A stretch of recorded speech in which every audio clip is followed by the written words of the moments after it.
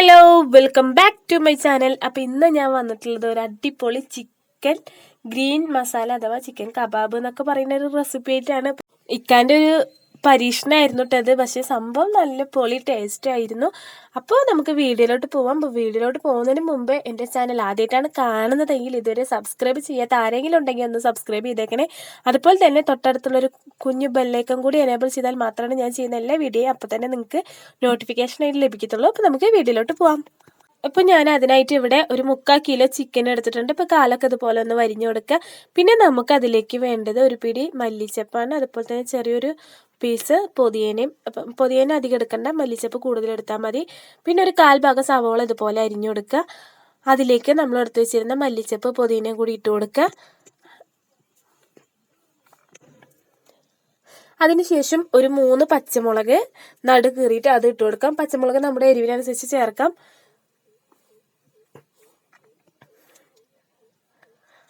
അതും കൂടി ഇട്ട് കൊടുത്തതിന് ശേഷം പിന്നെ നമുക്ക് അതിലേക്ക് വേണ്ടത് ഒരു 16 അല്ലി വെളുത്തുള്ളി, അതുപോലെ തന്നെ അത്യാവശ്യം വലിയൊരു കഷ്ണം ഇഞ്ചി.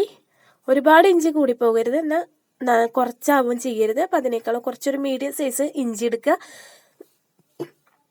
അതും കൂടി ഒന്ന് അതിലേക്ക് നുറുക്കിയിട്ടതിന് ശേഷം ഒരു മുറി ചെറുനാരങ്ങ പിഴിഞ്ഞൊഴിക്കുക.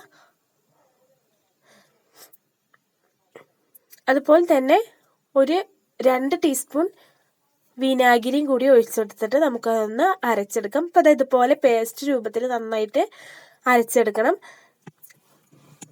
ഇനി അതിലേക്ക് ഒരു ടീസ്പൂൺ കുരുമുളക് പൊടി നമ്മുടെ എരിവിനനുസരിച്ച് നമുക്ക് ചേർക്കാം. അപ്പോൾ നേരത്തെ 3 പച്ചമുളക് നമ്മൾ ഇട്ടിരുന്നു. അതുപോലെ തന്നെ ഒരു നുള്ള് മഞ്ഞൾപ്പൊടി, ഒരു 1/4 ടീസ്പൂൺ മുളക് പൊടി, പിന്നെ 2 ടീസ്പൂൺ കോൺഫ്ലവർ, പാകത്തിന് ഉപ്പും കൂടി ഇട്ടിട്ട് നമ്മൾ ഒന്ന് നന്നായിട്ടൊന്ന് മിക്സാക്കി കൊടുക്കുക. അപ്പോൾ ഇത് നന്നായിട്ട് തന്നെ മിക്സ് ആക്കണം കേട്ടോ. കാരണം മുളക് പൊടിയും കുരുമുളക് പൊടിയും എല്ലാം കൂടിയിട്ടൊന്ന് നന്നായിട്ട് ജോയിൻ്റ് ആയിട്ട് വരണം. പിന്നെ നമുക്കിത് കുരുമുളക് കുറച്ചൊരു എരിവ് കൂടുതലായിരുന്നു. അപ്പോൾ മുളക് നമ്മുടെ എരിവിനനുസരിച്ച് ചേർക്കാം കേട്ടോ. ഇനി അതിലേക്ക് 1.5 ടീസ്പൂൺ വെളിച്ചെണ്ണയും കൂടി ഒഴിച്ചിട്ട് നന്നായിട്ട് വീണ്ടും മിക്സ് ആക്കുക. എന്നിട്ട് നമുക്കതിലേക്ക് ഓരോ ചിക്കൻ്റെ പീസായിട്ട് ഇട്ട് കൊടുത്ത് നന്നായിട്ടൊന്ന് ചിക്കനിലെല്ലാം മസാല പിടിക്കുന്ന വിധത്തിൽ നമുക്കൊന്ന് മിക്സാക്കി കൊടുക്കാം. ഞാനിപ്പോൾ കംപ്ലീറ്റ് ചിക്കൻ അതിലേക്ക് ഇട്ട് കൊടുത്തിട്ട് നന്നായിട്ട് മിക്സാക്കി എടുക്കുന്നുണ്ട്. അപ്പോൾ അതുപോലെ തന്നെ കൈ വെച്ചിട്ട് തന്നെ നന്നായി മിക്സാക്കി കൊടുക്കട്ടെ. അപ്പോൾ ഞാൻ ആദ്യം ഒന്ന് ജസ്റ്റ് ടീസ്പൂൺ കൊണ്ട് ഇളക്കിയിട്ട് പിന്നെ കൈ വെച്ചിട്ട് നന്നായി മിക്സാക്കി കൊടുത്തിരുന്നു. അപ്പോൾ കൈ വെച്ചിട്ട് തന്നെ നന്നായിട്ട് മിക്സാക്കിയിട്ട് നമ്മളത് 1 മണിക്കൂർ 2 മണിക്കൂർ റെസ്റ്റ് ചെയ്യാനായിട്ട് വെക്കുക. എത്രത്തോളം ഇരിക്കുന്നോ അത്രയും മസാലയും കാര്യങ്ങളൊക്കെ അതിൽ പിടിക്കും. അപ്പോൾ ഇനി നമ്മൾ ഈ ഒരു മുളയുടെ കൊമ്പിൽ കോർത്തിട്ട് നമ്മൾ ചുട്ടെടുക്കാനാണ് കേട്ടോ പോകുന്നത്, അല്ലാണ്ട് എണ്ണയിൽ വറുത്തെടുക്കുകയല്ല.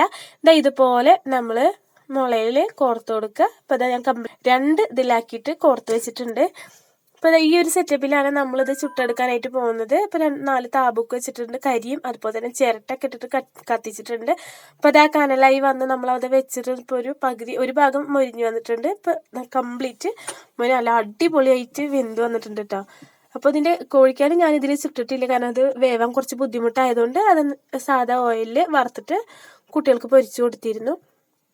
അപ്പോൾ അത് ഇതുപോലെ കഴിക്കുകയാണെന്നുണ്ടെങ്കിൽ സൂപ്പർ ടേസ്റ്റാണ് കേട്ടോ. എല്ലാവർക്കും ഇഷ്ടമാവുന്ന ഒരു സാധനമാണിത്. അപ്പോൾ എല്ലാവരും ഇത് ട്രൈ ചെയ്ത് നോക്കണം, നല്ല ടേസ്റ്റിയാണ്.